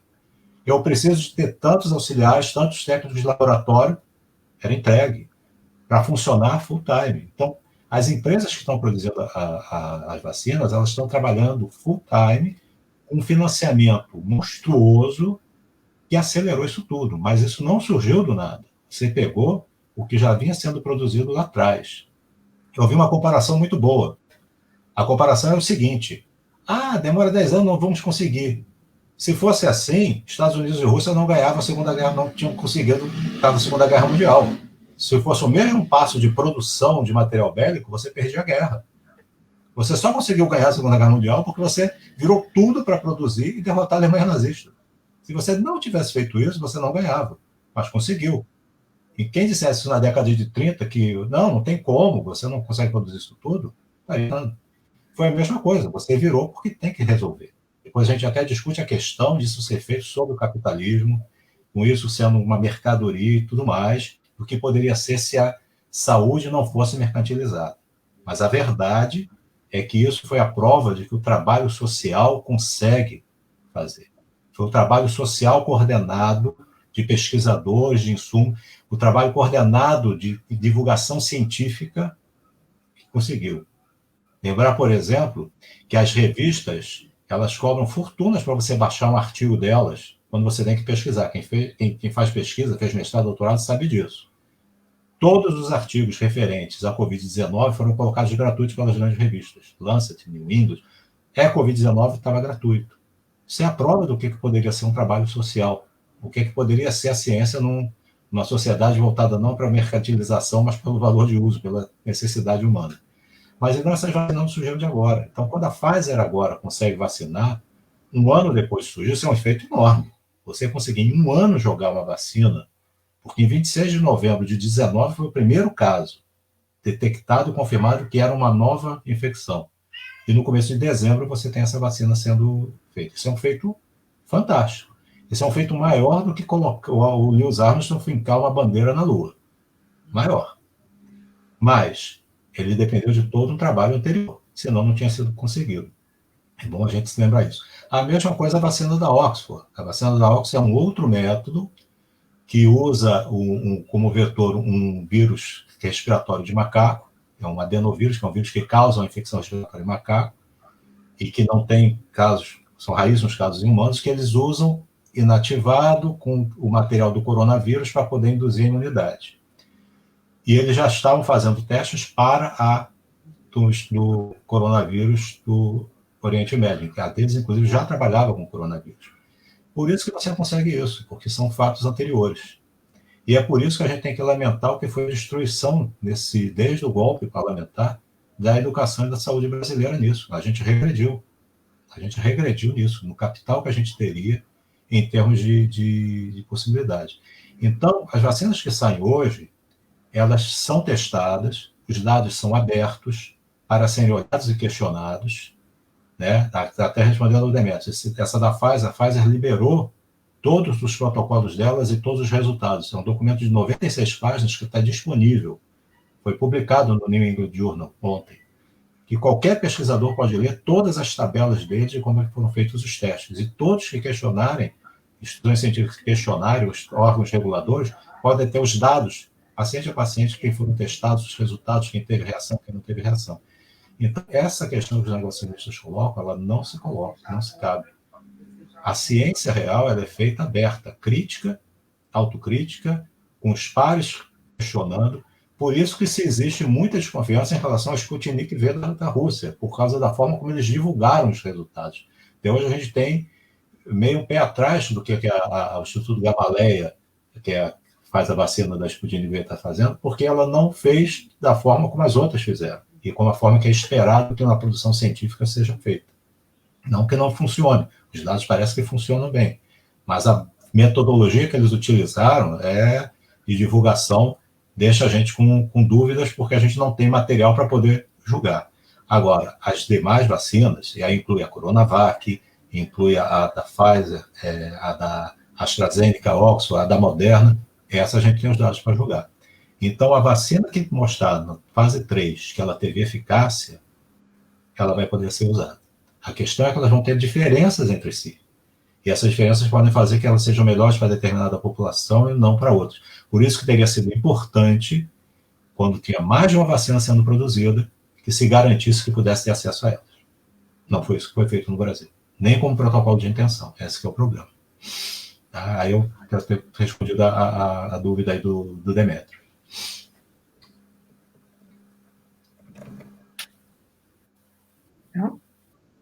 Obrigada aí pela explicação, Luiz. Uma questão aqui que eu vou fazer uma pergunta que vai ser direcionada para os dois, tá? Vou dar uma explicadinha para que vocês respondam como um todo, tá bom? É uma pergunta em relação ao SUS, né? A gente coloca muito a questão do SUS, da importância do SUS aí nesse processo. Países como os Estados Unidos, a gente sabe, né, que tem pessoas casos que foram reportados, que a pessoa não ia no hospital porque tinha medo do custo que ela ia ter com essa questão de que se tivesse contaminado, né? No nosso país, a gente tem o Sistema Único de Saúde, que presta esse serviço gratuito para nós, né? Então, para falar um pouquinho sobre essa importância do SUS aí nessa questão da pandemia, em relação de que nesse nesse momento que o vírus está se espalhando por um outro setor da sociedade, né? A gente tem muitos dados aí de enfermeiros, médicos e pessoas que trabalham com a saúde, de que o hospital particular que esse surto estava mais tomando todas as vagas dentro dos hospitais particulares e que eles estavam comprando vagas no SUS porque não estavam dando conta, né? Eles não estavam com leito suficiente nos hospitais particulares e estavam comprando leitos no SUS. Para isso, esse é o motivo de ter lotado o sistema de saúde, ou existem outros problemas, né? Para isso. Se esse dado de que os hospitais particulares estão comprando essas vagas, né? Isso que superlotou, que está dando esse problema para a sociedade agora. Se vocês sabem alguma coisa sobre isso, é lógico, né? Mas aí a pergunta mais é relacionada mais a essa questão da importância do SUS. E na questão da vacina, né? A vacina, ela, para quem que eu não sei responder também, né? Mas acredito que talvez vocês possam estar respondendo essa questão da fórmula da vacina, né? Ela é disponibilizada para todos os locais para ser reproduzido, é uma coisa que parte da fórmula, ela não é disponibilizada para que seja produzida no mundo todo de forma mais democrática, se isso é possível ser feita, se ela é feita ou se não for feita, se ela é possível que isso aconteça, e dessa questão de dela ser uma coisa obrigatória do país, né? Porque o governo não quer assumir a obrigatoriedade da vacinação para todos, né? Como a gente discutir isso também, mais voltado para a questão do SUS mesmo, a relação da pergunta, tá bom? Tá. Pedro, se você pode começar. Tá bom. Bom, eu vou até deixar essas questões para o Luiz, porque ele tem muito mais competência do que eu para falar sobre essas questões. Só vou fazer um comentário muito rápido, assim, que é em relação que tem relação com isso, né? Eu penso que, assim, o SUS é uma política que, se a gente for pegar historicamente, ela surge de um movimento em que havia uma disputa entre modelos, né, de saúde pública. O SUS, ele venceu com uma proposta mais progressista em relação a uma proposta do FMI, do Banco Mundial, de uma saúde mais privatizada já desde o início, mas ele também tem limitações bastante severas em termos do que ele poderia ter sido, né, na sua aprovação. Mesmo assim, é uma política extremamente progressista, se a gente for até comparar com os padrões mundiais, né? Mas a gente já tem visto, né, que mesmo com esse caráter assim, que de alguma forma é limitado do SUS enquanto estruturalmente, né? Mesmo assim, mesmo com financiamento que poderia ser muito maior do que né, muito maior do que foi nos últimos anos, ele tem uma capacidade de resposta que é fenomenal, né, em relação ao coronavírus. Eu penso que, apesar do foco ter sido até em atenção primária, né, e não nas partes mais complexas, como atendimento em UTI, né, e tal, mesmo assim a gente tem uma capacidade de atendimento incrível, né, que em grande medida consegue segurar a barra, mas eu penso que a gente não pode pensar sobre isso sem lembrar de como que os profissionais da saúde estão sendo absurdamente sobrecarregados, né, e como os governos têm desrespeitado de uma maneira completamente descabida os profissionais da saúde, né, porque o SUS, com os profissionais que o compõem, tem feito realmente um trabalho heróico, né, realmente um trabalho que evita que a pandemia seja uma tragédia ainda maior do que ela é, mas isso a custos assim que são completamente indefensáveis, né? Então, eu acho que a gente precisa, inclusive, né, nessa pandemia, usar ela como um momento de mobilização política que consiga trazer cada vez mais os profissionais da saúde para o centro da política, né? Porque não só as pessoas do grupo de risco foram as mais afetadas, né? Como, enfim, inúmeras pessoas que perderam seus empregos, tiveram uma pior condição econômica, mas os profissionais da saúde, né, que estão vivenciando isso mais de perto, eu acho que eles têm muita coisa a falar para a gente, muitas coisas a propor para que o nosso país seja diferente, né? Porque eles experimentaram da maneira mais direta, mais crua, tudo de ruim que o Estado brasileiro, sob esses comandos das elites, pode fazer, né? No seu desrespeito, na sua desvalorização, no total desprezo pela vida, no trato autoritário, né? Enfim, a gente tem na infraestrutura muito, muito pior do que deveria ser. Enfim, uma série de processos que eu acho que agora é o momento que os profissionais da saúde têm a colocar para a gente muitas coisas. Eu acho que seria muito importante, né, essa centralidade, esse protagonismo, que infelizmente, até pela sobrecarga do trabalho, tem sido dificultado, né, pelas consequências nocivas do coronavírus também, né, muitos problemas de saúde mental, né, muitas pessoas com depressão, com ansiedade, depois de tanto tempo trabalhando na linha de frente. Então, eu penso que a gente tem que de alguma forma, enquanto esquerda, enquanto campo progressista, né, enquanto campo socialista, comunista, se aproximar dos profissionais de saúde e, de alguma forma, tentar, oferecendo a solidariedade, né, trazer os anseios, as experiências dele para o centro da política, para a gente ter referências de como construir, melhorar esse modelo, né, e também formas, estratégias de defender que sejam bastante orgânicas, né, aos próprios profissionais. Ainda que hajam muitas contradições dentro de qualquer setor da sociedade, eu acho que a gente precisa ter os profissionais da saúde pautando modelos de saúde em debate com o campo progressista, em debate com pessoas que estudam saúde pública também, né? E eu acho que, para finalizar assim, eu acho que a gente tem que essa questão do negacionismo contra uma perspectiva científica, né, que eu vim enfatizando, hoje em dia está na questão da vacina, né? Hoje em dia a gente já está na questão de, o Bolsonaro, os militares, a extrema-direita, tentando criar um medo na população em relação à vacina, né? Curiosamente, eles que falavam que no começo da pandemia que não, estão gerando paranoia, estão querendo colocar a população em pânico e blá, blá, blá. Agora, eles estão querendo fazer isso em relação à vacina, em relação à cura da Covid, né? Como eles estavam fazendo contra a medida preventiva da pandemia. Então, eu penso que, assim, agora o debate ideológico precisa ser em defender com unhas e dentes a vacinação em massa, né?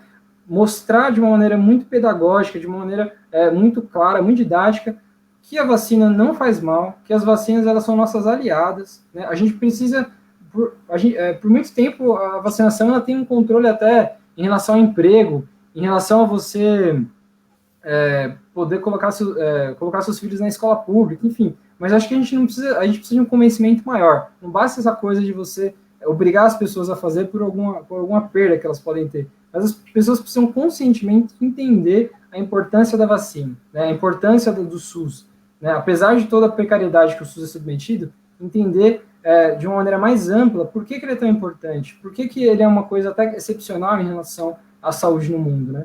Eu acho que agora a gente está nessa janela de tentar pautar de uma maneira firme essa questão da vacina, a questão da defesa do SUS, da defesa dos profissionais da saúde. Eu acho que isso é o centro que a gente não pode abrir mão aí de dezembro para frente.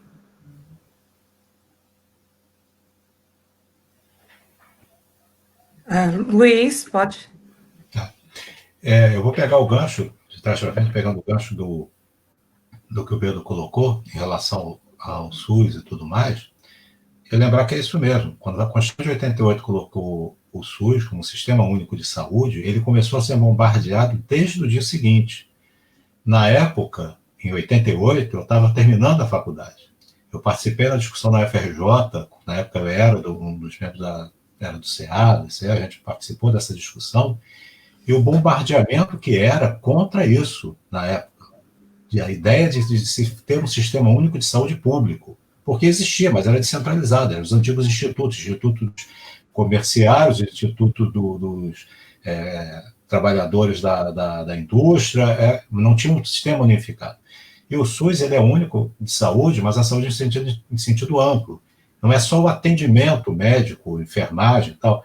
Né? Quando você come uma carne, ela não tem cisticercose, porque ela teve uma vigilância sanitária em cima, a vigilância sanitária faz parte do SUS. Quando o Brasil barrava agrotóxicos proibidos no mundo todo, era via SUS e Anvisa. Por isso que para conseguir abrir a porteira, para conseguir jogar essa quantidade de veneno que está entrando no prato do brasileiro, eles tiveram simplesmente de que aparelhar o SUS, aparelhar a Anvisa para conseguir passar isso. Né? Quando você compra um medicamento e para ter certeza que ele tem aquela quantidade de substância ativa ali dentro, é porque você tem uma vigilância farmacológica que é parte do Sistema Único de Saúde. Então, o Sistema Único de Saúde ele pega tudo. E esse sucateamento está indo de uma forma mais cruel. Eu tocou a questão de como é que está a saúde mental dos profissionais de saúde. É terrível. O que eu tenho de colegas que eu acompanho no Twitter e tudo mais, que estão em linha de frente, que estão deprimidos, que estão dormindo à barra de calmante, que estão tomando antidepressivo, porque é uma carga terrível. É uma carga terrível você trabalhar, principalmente quem está em terapia intensiva, com pacientes graves, e que simplesmente você vê o paciente morto, você está fazendo tudo, e a carga não para, sabe? Não para. O plantão não termina. Você, no dia seguinte, você volta aquilo mesmo. No plantão seguinte é aquilo de novo. É um negócio que é um massacre mental. E, nesse momento, o governo valor que está tentando simplesmente acabar com o que é a saúde mental pública do Brasil. Acabar com o atendimento de saúde mental e jogar isso que é a bandeira dele, né?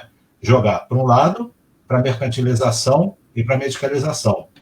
E nisso a gente tem a luta corporativa de todo um setor da classe médica, vamos falar isso bem claro, que detesta o SUS e que é mercantilização e medicalização. Tá? Tem isso.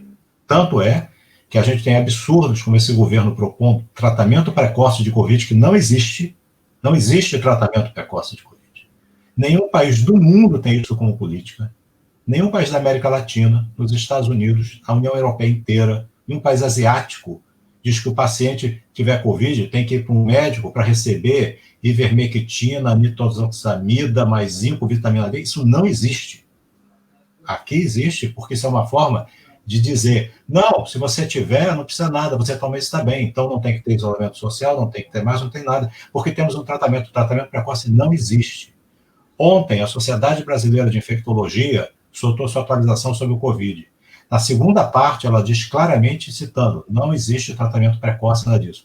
Hoje, o Ministério Público Federal de Goiás soltou uma intimação para que a Sociedade Brasileira de Infectologia responda em 5 dias, querendo que diga quais são os documentos que ela utilizou, que mostre os artigos e quais que provam que esses medicamentos não funcionam. Quer dizer, é um absurdo. Detalhe, estão todos listados na nota da Sociedade Brasileira. Estão lá todas as referências bibliográficas dos artigos que mostram tudo aquilo que vem colocando no texto. Qual o tratamento, como diagnóstico e tal, tem a lista enorme. E ainda cita que segue as mesmas normas que são da Centro de Controle de Doenças dos Estados Unidos, da Autoridade Central de Regulação da União Europeia, da Organização Mundial de Saúde. O Ministério Público vai intimar o CDC dos Estados Unidos ou a Autoridade de Saúde Sanitária da União Europeia para responder por que eles não preconizam tratamento precoce. É esse nível que nós estamos. É esse nível que nós estamos. Quem se posiciona contra essa insanidade é perseguido. A verdade é essa. Tá? Então, o que é que a gente pode colocar? A gente está num momento que é um momento que a gente tem que reagir a isso. Eu concordo com o Pedro. A gente tem que brigar e pedir que a gente quer a vacinação e quer para todos. Que a gente quer uma saúde pública de qualidade e quer para todos. Isso é um direito. A gente tem que ir contra essa lógica da mercantilização, que é o que eles querem fazer. Porque a partir do momento que mercantiliza, tem quem te pagar. Por isso que eles têm um ódio profundo a que saúde e educação sejam considerados como direito do cidadão e dever do Estado, porque nesse momento você diz que aquilo ali não pode ser uma mercadoria. Todos os processos que são feitos de terceirização, de tudo mais, entre talvez uma melhor gestão, são no final para conseguir esboroar isso. Porque essas cláusulas que foram conseguidas ser colocadas na Constituição de 88, naquele vácuo que as forças populares que lutavam contra a ditadura conseguiram colocar, são uma pedra no sapato para quem quer mercantilizar, para ser investida neoliberal de privatização completa, que é o que o capital está tentando fazer hoje, porque ele está em crise, uma crise estrutural. O filósofo Val Mezzaro já determinado, a partir da década de 70 entrou em crise estrutural, a partir daí a crise é um estado permanente, e eles vão tentar isso tudo, quer dizer. Então a gente tem que dizer que a gente quer, e tem o direito, e é um direito humano, o direito à saúde, o direito à educação. Aqui, quanto à questão da saúde, da relação público-privada, eu não sei dizer em outros locais, tá? Eu recebi até uma mensagem que eu li aqui há pouco agora no celular, o colega tinha colocado no nosso grupo de Zap há um tempo atrás, que o presidente da Associação dos Hospitais Particulares do Rio de Janeiro, há uns 4, 5 dias atrás, deu uma declaração dizendo que a rede particular estava com 96% de ocupação, que não tinha condição de abrir mais leitos, precisava abrir mais leitos, mas para isso precisava a ajuda do poder público. É sempre assim, quando o calo aperta no privado, isso socializa e o público vai entrar. Aqui no Rio de Janeiro, no começo da pandemia, o que aconteceu? Fizeram os hospitais de campanha. Você não ativou os leitos dos hospitais que já existiam.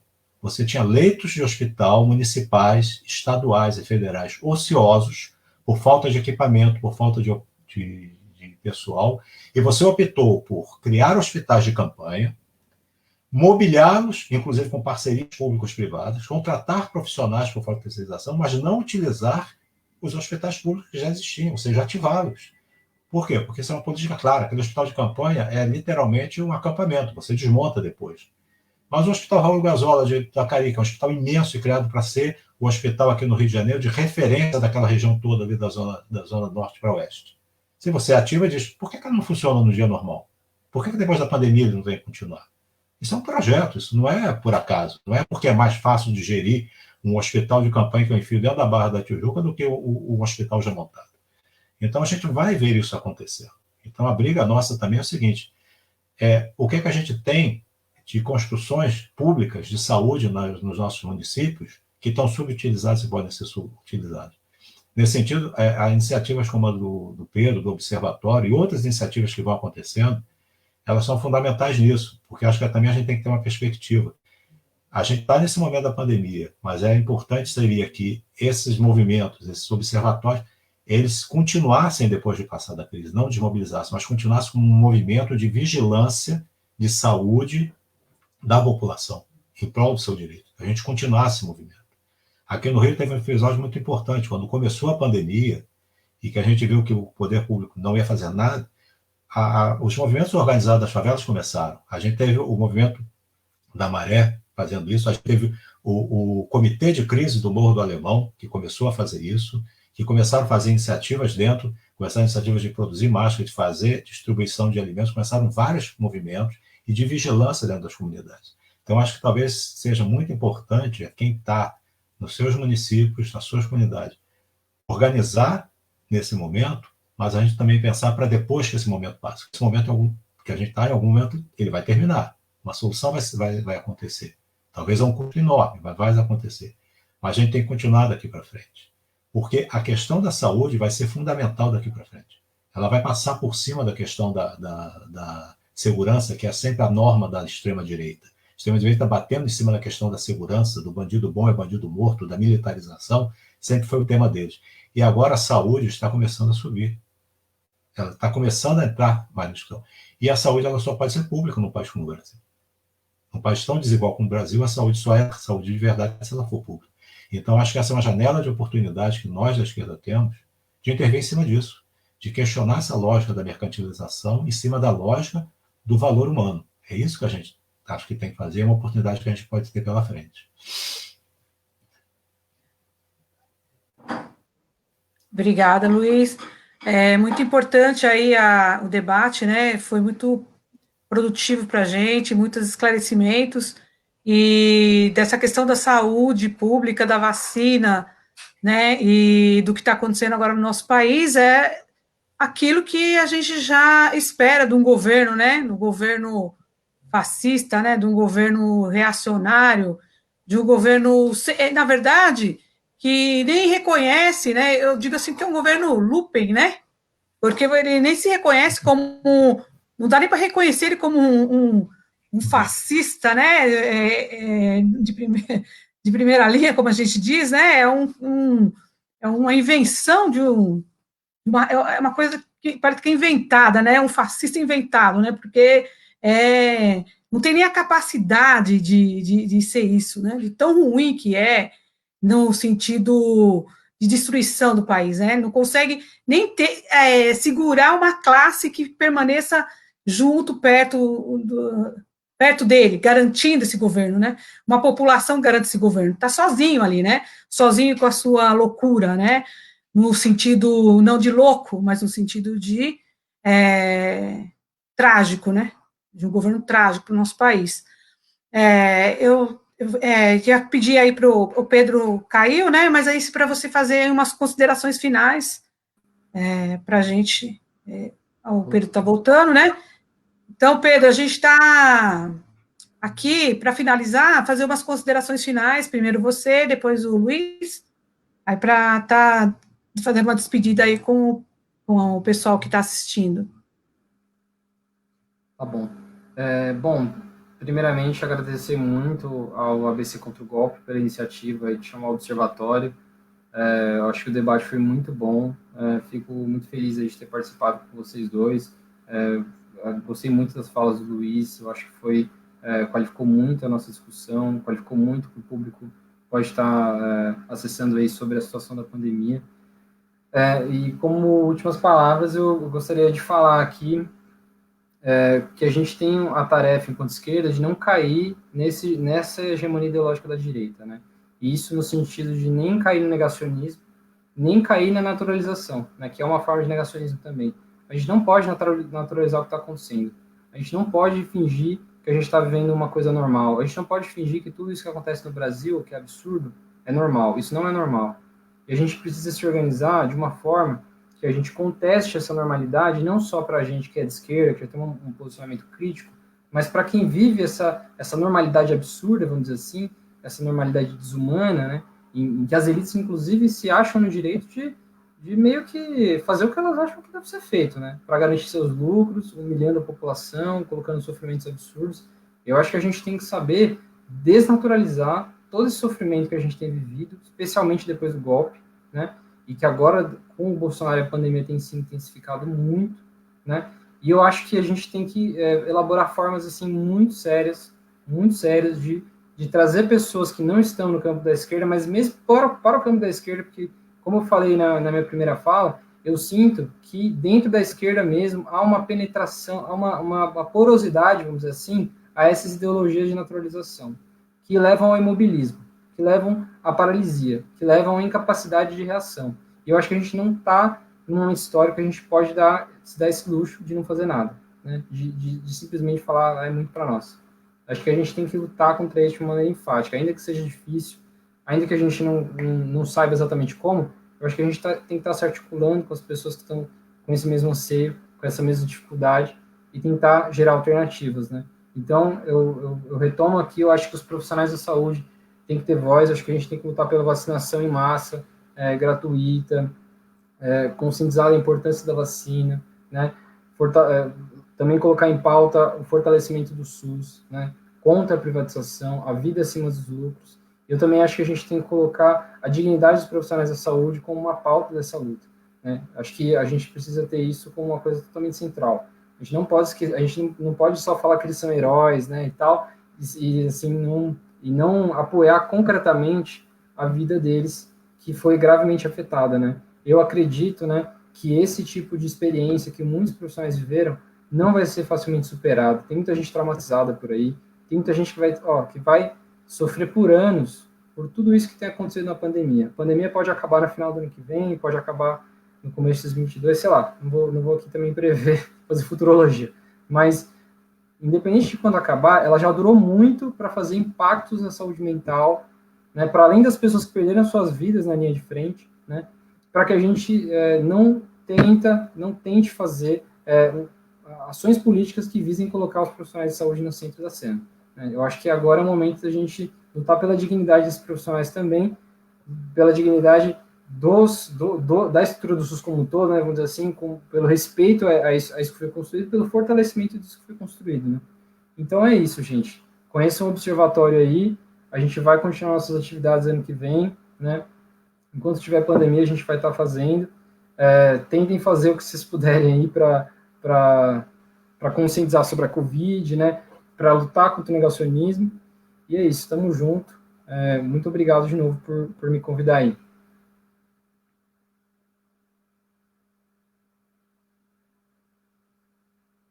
Luiz?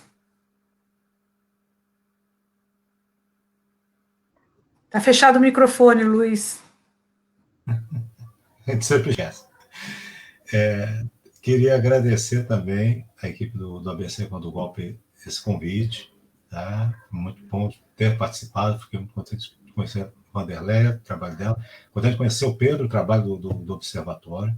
Eu faço minhas as palavras do Pedro em relação aos colegas, todos aqueles da área de saúde que estão enfrentando isso agora, que estão sobre esse rolo compressor que é o trabalho insano de tentar combater tomando fogo atrás nas costas o tempo todo de um governo que deveria estar coordenando e ajudando, e o tempo todo fica jogando para trás. E realmente, a nível da saúde mental, da capacidade dos profissionais de saúde, vai ser muito grande o desgaste. Agora, também será muito importante a gente colocar a questão de que as entidades que poderiam denunciar isso também se calaram. Isso é importante e essa discussão já está acontecendo dentro dos grupos de médicos, de enfermeiros, sobre o que acontece de que as entidades que deveriam estar falando contra esse desmando simplesmente se calam por interesse. Isso é uma diferença entre quem está na base, quem está trabalhando, quem está lutando e quem está nas burocracias e nas organizações e que tem seus outros interesses. Acho que é a questão, nós que estamos na luta para um país diferente, para uma sociedade diferente, também ver essa diferença e ajudar quem está na linha de frente. E o que eu queria dizer para quem assistiu agora é que a gente tem que estar com força, tem que estar com determinação, porque a situação vai piorar. A verdade é essa.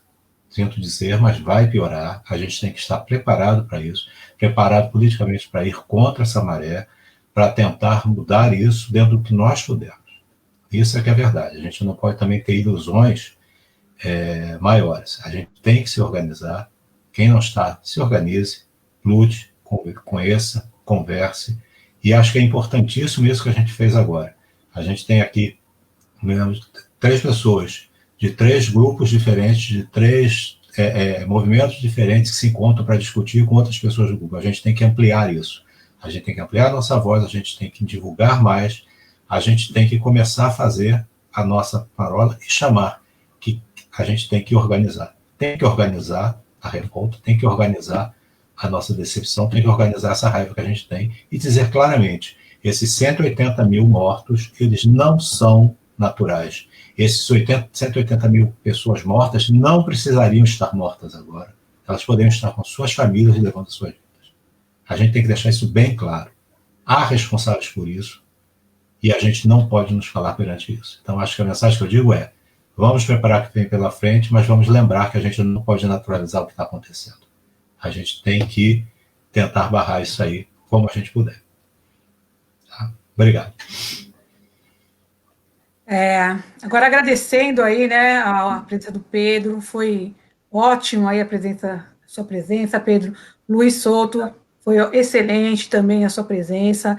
Eu aprendi bastante hoje nesse debate, né, com os companheiros, a importância das pessoas essa live foi feita para as pessoas que estão aí assistindo a gente, né, agradecer também a todos que estão aqui, que ficaram até o final. A gente pretendia 1h e pouco de live, já estão a quase 2 horas de live, porque foi muito importante, ela foi produtiva, não deu para ver o tempo passar, né, nas falas, que contribuíram muito com a formação de quem assistiu e de quem vai assistir futuramente, né, e também falar da minha alegria de estar aqui com vocês, né, lutadores, pessoas de esquerda, pessoas de luta, pessoas que defendem o socialismo, defendem uma transformação social, que é a coisa que aqui todos nós buscamos, né, e que a gente busque aí, né, construir as lutas, conseguir sair às ruas, porque não vai adiantar a gente ficar nas redes sociais, né, fazendo, lógico, as redes sociais é um instrumento, mas ele não é o único instrumento. Se a gente não estiver na rua, ele não acontece. A gente vai ver o movimento da Vidas Negras Importam, né, eles saíram na rua, foram no Carrefour, o Carrefour teve que rever todo aquilo que estava acontecendo ali naquele momento, foi saindo nas ruas que a mudança, né, não foi uma mudança total, mas o início de uma mudança aconteceu. Então, eu acho que é esse o processo, esse é o caminho, né, da gente estar indo nas periferias, a gente está buscando na nossa categoria de trabalho, cada um na sua categoria também buscando as informações e tentando buscar essa mudança aí geral que nós lutamos sempre, né, nossos esforços, nossas lutas, nossos estudos, né, que eles valham a pena e que a gente consiga derrubar esses governos aí reacionários, esses governos que tenham tirado nossos direitos, né, de todas as formas, e agora atacando a saúde da forma mais mais indigna possível, né. Então, eu agradeço a todos, uma boa noite para todos aí. E na luta, né, o esquerda aqui na luta sempre. Isso aí. Posso fazer um breve comentário, só para finalizar? Eu acho que a gente não chegou a comentar sobre a PEC, a Emenda Constitucional 95 dos tetos de gastos, que inclusive falou 43 bilhões de reais que iriam para a saúde ano que vem. Eu acho que a gente também precisa colocar isso no centro da nossa luta, né? Debate, no centro do debate. Muito importante. Então tá, tchau, tchau. Obrigadão, hein? Tchau, gente. Obrigado, viu? Até mais. Seguimos na luta. Aí, agora podemos falar, né?